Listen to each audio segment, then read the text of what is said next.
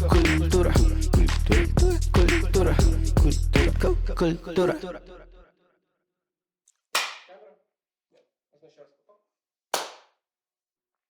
Ассалаумағалейкум, қадірменді ардақты ағайын. Мен Қайрат Нұртас. Бүгінгі сұрақтарға жауап беремін. Танымал болғаныңызды қашан, қай уақытта түсіндіңіз дейді. Мен енді студент болып оқып жүрген кезімде негізінде әншілікті балабақшадан 3 жасымда бастаған болатын.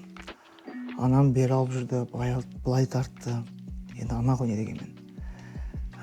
Жасым кіші болған соң ба көптеген әндер жаздым 14-15 жасқа шейін. Бірақ жасым 17-ге келгенде әкемізден соңғы рет бізге ақша беріш, бір екі ән тұр, осы әнді сатып алып жарыққа шығарсақ әке, бір үміт күтіп тұрмыз. Әкемізден сұрап бізге беріп әкеміз ақшаны. Ол кезде $1000 деген өте көп ақша. Соны алып араған жоксын істетіп әнді сатып алып. Менде екі ән тұрды, Бауыржан Есебай ағамыздың Таңғы елес, одан кейін Арман деген. Мен Арманды таңдап алдым. Арманды жаздым, студияға келдім, Бексұлтанов ағамызға, Арман Бексұлтанов ағамызға. Атың кім деді маған? Менің атым Қайрат дедім. Фамилияң кім деді? Айдарбеков деді. Әкең аты кім деді? Нұртас дедім. Онда сен бүгіннен бастап Қайрат Нұртассың деді. Мен сол кезде өзімді танымал сезініп бір сондай кішігірім қуанған кезім болған. Арманды жазған кезде мен мейрамханада жұмыс істеп жүрдім. Менің әндерім қатты тарай бастады. Арман бүткіл жерде тарады, бірақ мені ешкім танымайды өзімді. Ой, бұл әнді жігіттер квартеті айтады дейді, 4 адам. Ой, бұл әнді Нұржан Қалжанов айтады дейді. Мен оған қалай мені танымаймын? Нұржан Қалжанов, жігіттер квартеті, олар 4-еу. Нұржан Қалжановтың дауысын білесіздер қандай екенін, енді керемет қой, бірақ енді биік алады дегенім ғой. Ал енді біреулер Асқар Жүнісбеков деп атты. Сонымен маған не енді клип түсірек болды. Тағы да кімге барасың? Әкеме барам. Әкемнен тағы да $3,500 алып клип түсірдік. Одан соң дискіміздің бәрі таратылып, мықты болып. Бір күні Жүсіпбек Елебек атындағы цирковой колледжінде оқимын. 3-ші курс кезім.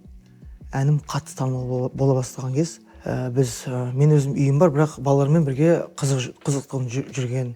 Солардың жатақханасына барып бірге қонған. Қашып кете беретін том үйден. Бұл айтқанда подвалда тұрамыз, подвалда. Үйім бар, бірақ балалармен подвалда тұрамын. Трубалардың арасында су тамып тұрады, жемпиді. Содан бір күні мен барахолкеге баратын болдым. Қалтамда $1000 бар, крем аламыз дедік. Крем алуға барсам, мыңда менің әнім. Арман, мыңда менің әнім. Бүкіл кассета, диск сататын жерде, кассета сататын жерде, әлем мюзик ол кезде дастан. Бүткіл менің әнім, очкимен тұрмын, сорайып. Қасырдан барам, таңғалып. Мен айтамын ғой деймін маған, сатушы қойсам. Кетші ана жаққа бар, сен кімсің дейді маған. Танымайды да. Ана жаққа, ар жаққа барам. Мұнда барсам тағы да менің әнім. Ең соңғы есімде қолымда крем бар енді. Автобусқа мініп тұрмын. Сап-сары бір бутик тұр. Менің әнім қосылып берген тағы да. Арман деп адамдар алып жатыр кассета. Бутиктің ішіне басын кіргізіп, мен айтамын ғой дедім ба. Сенсің ғой дейді маған. Ананың сөзімен қуанғанда, сенсің ғой деп мені мойнағанда, мен тұрғанда сол жерде таксиге мініп арыға кеттім. Қуанған. Ол менің ең осы танымал болғандағы ең бақытты кез, ең сәтті кез деп ойлаймын сол. Сіз барған ең шалғай ауыл, сол жерде өткізген концертіңіз туралы айтып беріңізші дейді. Енді мен Қазақстанның түкпір-түкпірінде болдым. Бүткіл ауылға да қоймаған жерім жоқ. Расы сахна болмай кейбір жерлерде. Кәдімгі қорада қойған кездер болды.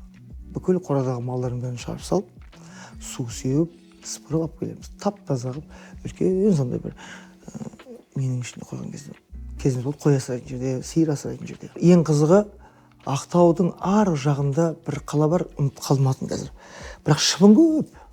Шыбын өте көп, күн өте ыстық, еще сет ұстамайды телефонда. 27 күн болды жүргеніме, гастрольмен. Түр дегенімді әбіш кеткен, шаршап тұрмын, өзім зарлемше. Анам да қасында, анамасы көзде бір айтамда, қандай еңбек қорқысы. Шаршамайды, барған до конца барады, до конца қояды кісі. Мамам мына жерге қалай мен кеш қоямын деймін ғой.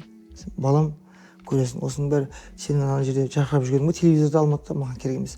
Әр халықтың саған бұнда берген тілегі, ақ ниеті қабыл болады. Ертең құдай қаласа өзің көресің. 10 жылда қандай болатың дейді маған.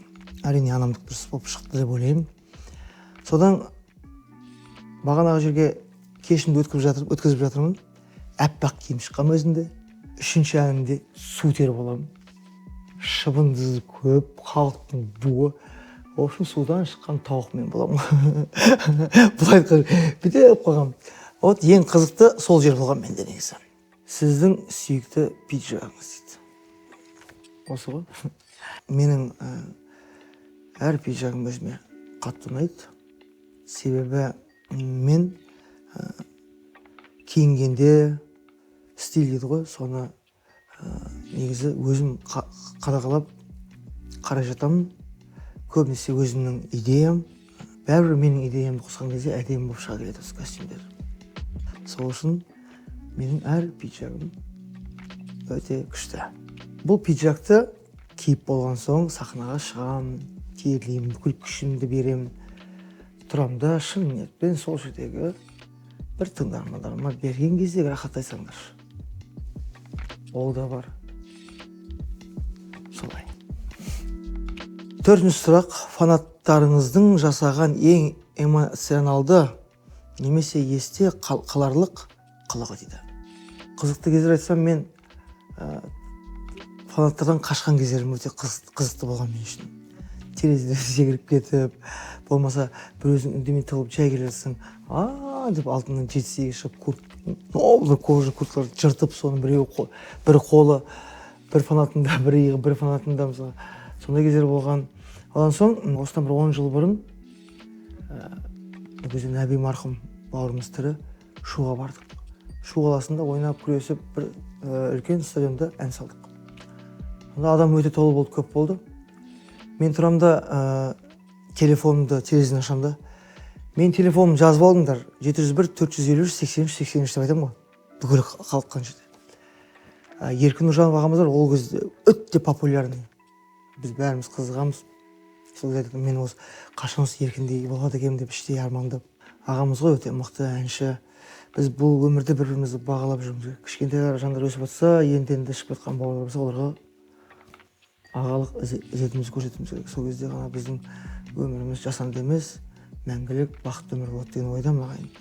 Содан еркін екеуміз келе жатсақ, машинаның ішінде маған тоқтамай звоноктар келіп жатыр. Оған да тоқтамай звонок. Екеуміз телефонымызды ауыстырып қойғанбызда, еркін менімен сөйлеседі, мен онымен сөйлесемін. Сонда есептесек, бір душқа кіріп шайым шығасың ғой. Душқа шайым шығып, полотенцемен сүртініп киінуге барсаң, менде мынандай болған 123 пропущенный, 93 па сообщение келген менде. Бағаш, не деген 2 минут сайын звонок болдың ғой. Осындай кездер болды мысалға. 5-ші сұрақ. Әніңізге түсірілген сүйікті бейне баяныңыз дейді. Жұбатуға арналады бұл ән. Маған өзіме қатты ұнайды бұл бейне баян. Байқа. Мен қазір көп жақында бейне баяндар, клиптер түсіремін. Енді оны өздеріңіз көре жатасыздар. Мен осы уақытқа шейін отбасым бар, жақындарым бар, туысқандарым бар. Солар үшін, өзім үшін жұмыс істедім ағандар. Мен әр тапқан табысымды бағаладым. Анам болды қасында, білесіздер. Сондықтан мен көп клип түсіре алмадым. Ал енді клиптің көзін көрсеміз. Жақсы. Қандай музыкамен шабыттанасыз дейді. Мен негізі көбінесе жас кезімде ағаларымды тыңдап өстім. Мейрамбек ағам бар, Саят Медеу ағам бар. Осы кісілердің бір тәтті жерлерін, қалай әнді алдап айтып келу керек екендерін түсініп, осы кісілерді өте көп тыңдадым. Әсіресе Мейрам ағамды. Өлең кейін десең де өскенменше өзімді тыңдай бастадым. Көп композиторлармен араласып, Бауырен Себай ағамызға мыңдап рахмет. Ол кісілер сөзді өте мән береді. Себебі бұл біз әнді орындаған кезде бүкіл халықтың алдында ертең жауап бересің осы әнге. Сен не деп айттың, қандай не айттың, ертең ол Алланың алдында жауап бересің осы әр сөзіңе. Осы күннің бәрі тілден дейді ғой. Сондықтан мен оған өте қатты мұқият болдым. Ал енді шабыттанатын әнім, расын айтсам, қай қазақ жүрекпен дұрыстап сөзі мәні дұрыс болса, мен әр әнді шабыттанып тыңдаймын ағайындар. Ән мәтінін қалай жазасыз дейді. Негізі былай, мен қай жерде болсын маған гитара келіп бір аккордеон ойнап берсе біреу. Мысалы Ақсұңқар деген інім бар, көптеген інілерім бар ғой. Әсіресе осы соңғы кезде біз Ақсұңқар екеуміз көп бірге творчествомен айналыстық. Сонда Ақсұңқар деймін, мен ойыма келген сенде мұнда анау мысалға деймін жұлдыз келіп тұр деймін. Үйге бармағаныма бір 5-6 күндей болып қалған. Ол ренжіп қалған. Сағынып отырмын. Ақсұңқар маған бір аккорд берші деймін да. Анау келіп тұр дейді. Ол түсінбей кім келіп тұр деп маған. Келіп тұр, жұлдыз келіп тұр. Мен тұрмын. Аккорд бер деймін. Ол аккорд бере сөз тұрғанда мен сен келдің, мен келдім, адамы. Анау Ақсұңқарда ойнағанда керемет еді. Ол сенен бұрын аккорд тауып тұрады. Мен елдің. Сосын тұрдым да ай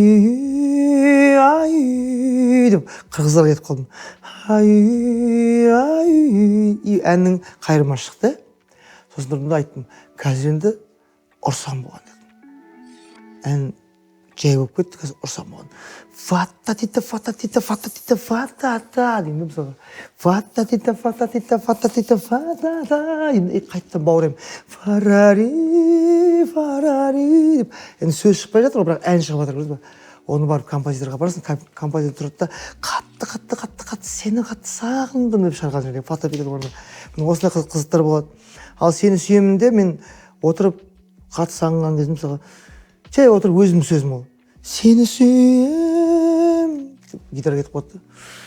Маған ешкім ұнамайды, сені сүйем. Осылай шыққан әндер негізі. Культура.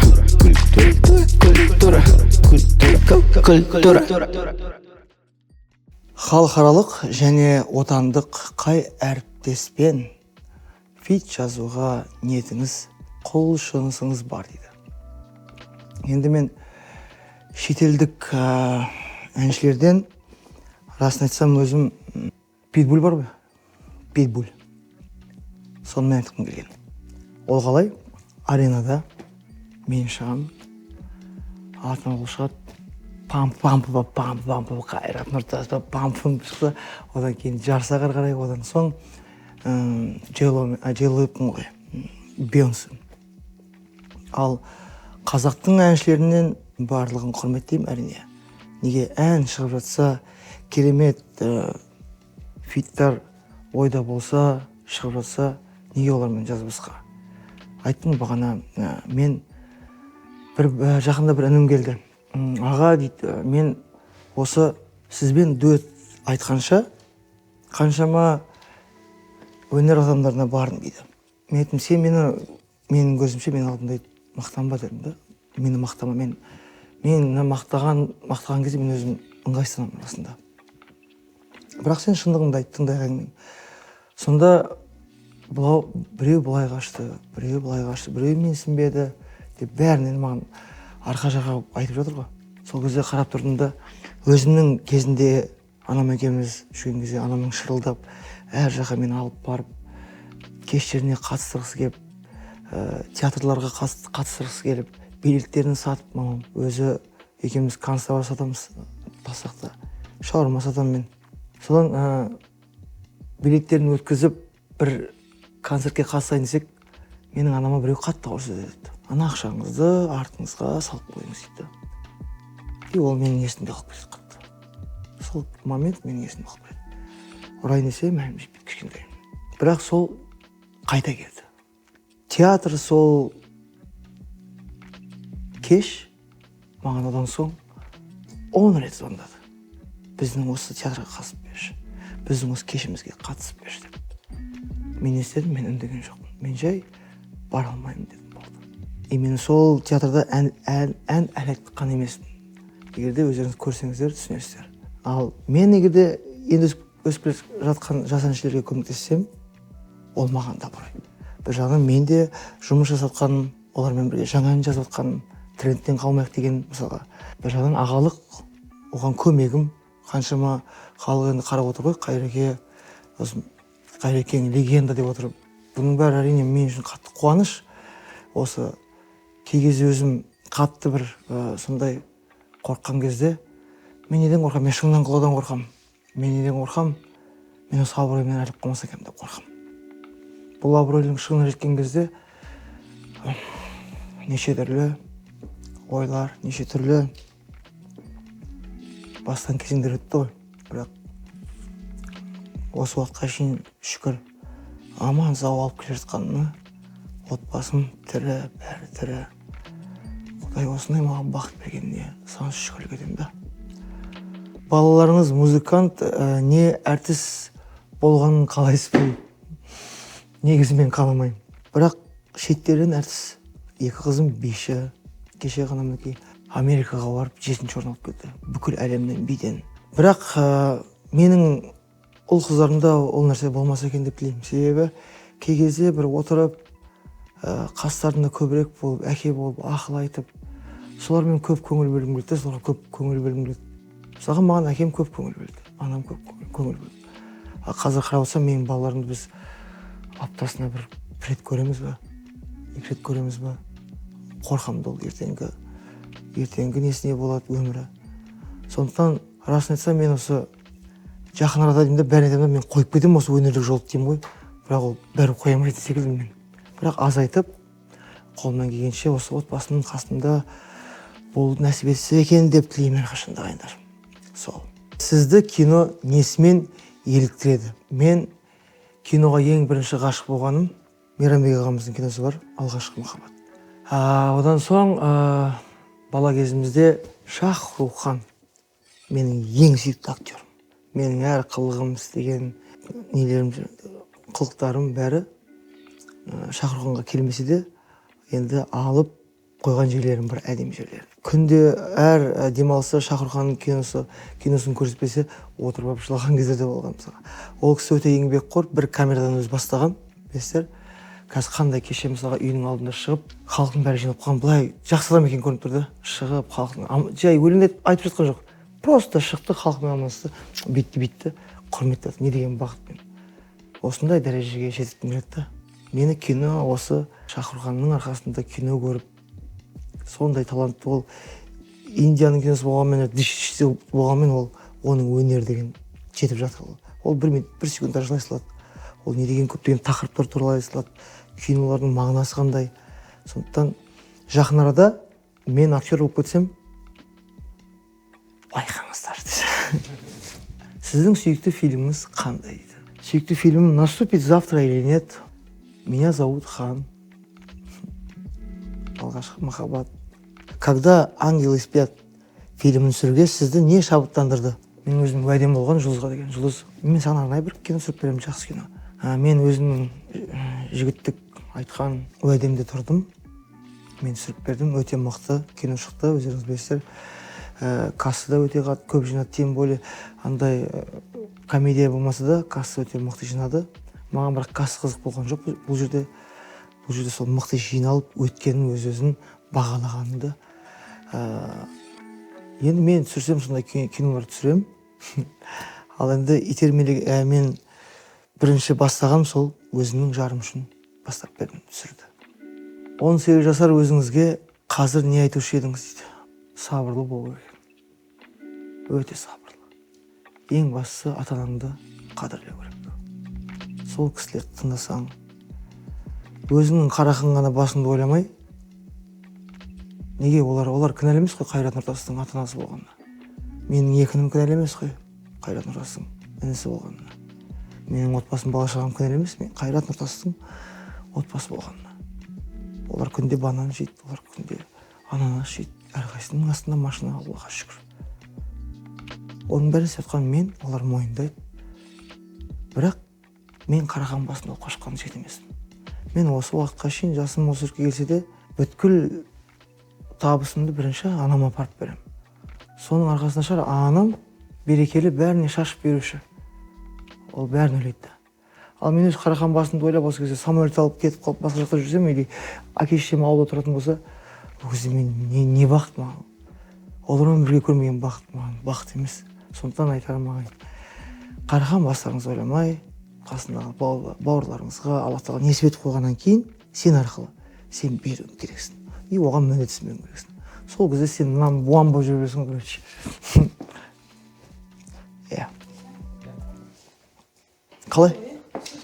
Культура, культура, культура, культура, культура, культура, cultura.